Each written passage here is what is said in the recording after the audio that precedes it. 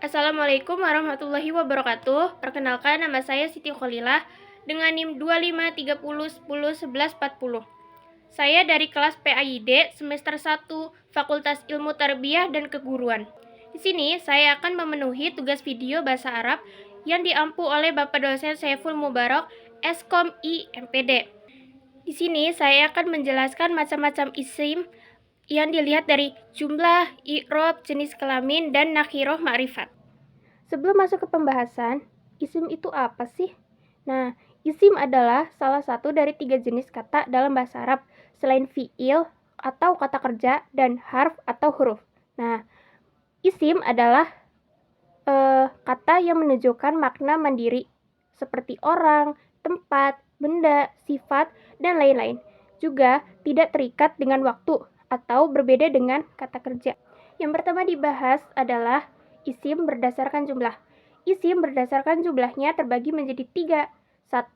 Isim mufrad, yaitu menunjukkan jumlah tunggal atau 1. Yang kedua, ada musanna, yang menunjukkan jumlah ganda atau 2. Yang ketiga, ada jamak, menunjukkan jumlah plural lebih dari 2, seperti 3, 4, 5, dan seterusnya. Nah, isim mufrad, isim yang menunjukkan jumlah 1. Ciri-cirinya merupakan bentuk dasar dari isim. I'rabnya atau perubahan akhirnya menggunakan harokat asli, seperti domah, fathah, kasroh. Contohnya, tolibun, yang artinya seorang siswa, yang berarti menunjukkan satu orang siswa. Terus ada masjidun, yang artinya sebuah masjid. Isim musanna, isim yang menunjukkan jumlah 2.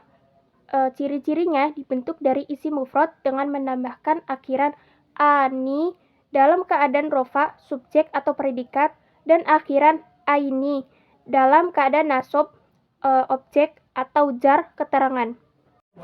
Nah, contohnya kolamun. Kolamun yang artinya satu pulpen. Nah, kolamun ini masuk ke mufrad karena hanya ada satu pulpen.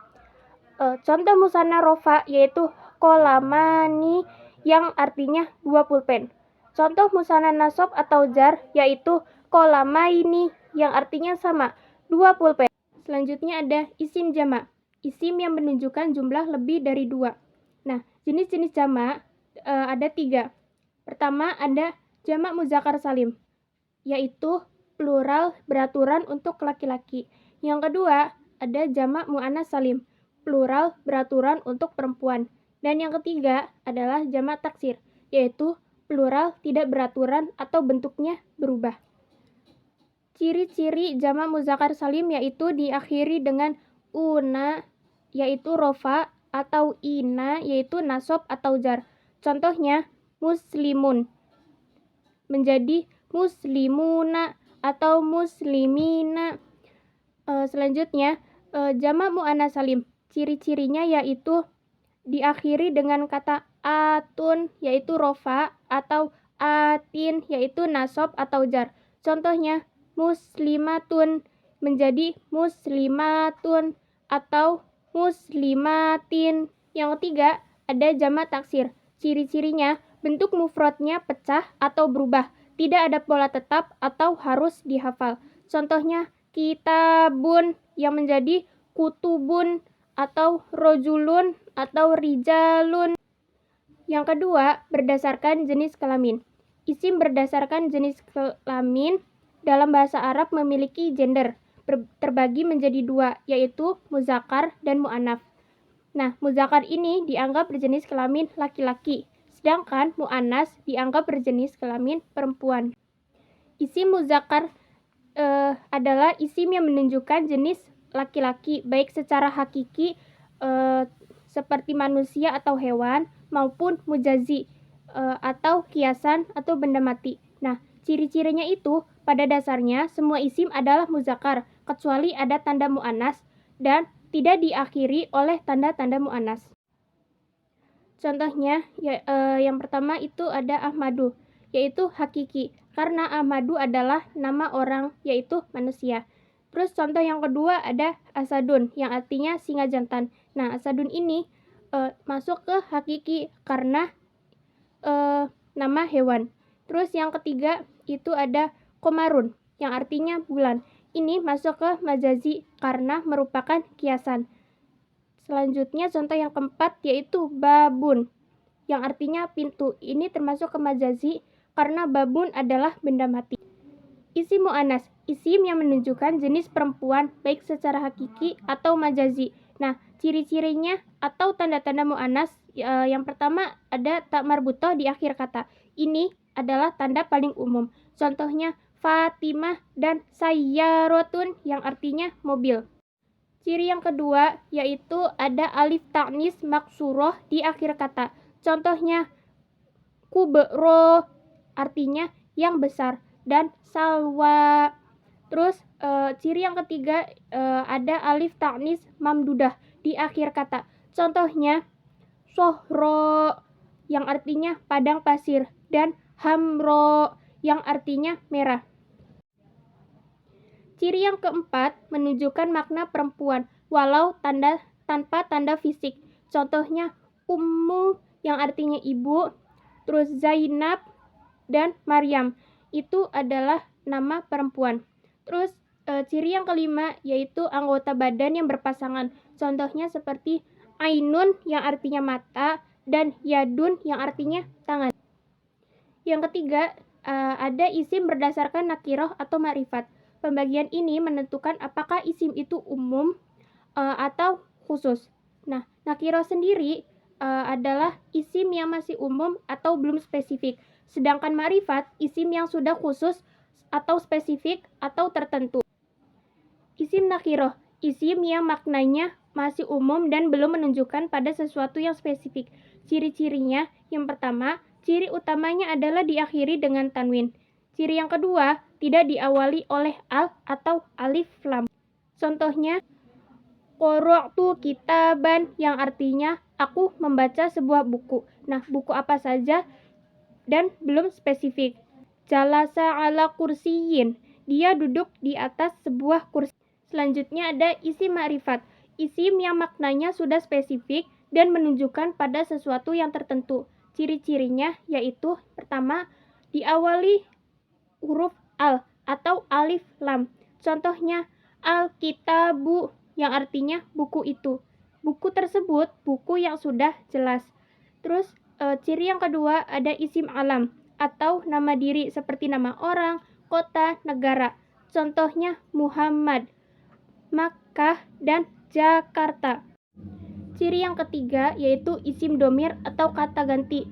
Contohnya seperti hum, anta, ana. Terus selanjutnya ada isim isyarah atau kata tunjuk. Contohnya haza, hazihi, dan zalika. Terus ciri selanjutnya yaitu ada isim mausul atau kata sambung. Contohnya allazi, allati, dan allazina. Ciri yang selanjutnya yaitu disandarkan atau mudhof kepada isim ma'rifat. Contohnya kitabut tolibi yang artinya buku milik siswa itu. Terus contoh yang kedua adalah kitabi yang artinya bukuku. Nah, yang dimaksud tersebut adalah disandarkan pada domir saya. Yang keempat yaitu isim berdasarkan i'rob. I'rob adalah perubahan harokat atau huruf akhir pada sebuah isim yang menunjukkan posisinya dalam kalimat. Nah, isim dari segi i'rob terbagi dua, yaitu mu'rob dan mabni. Isim mu'rob atau berubah adalah isim yang harokat atau huruf akhirnya berubah sesuai posisinya. Kedudukan i'rob untuk isim ada 3. Yang pertama ada marfu atau rofa. Kedudukan utama misalnya subjek atau fa'il, predikat atau khobar. Nah, tanda aslinya yaitu dhammah.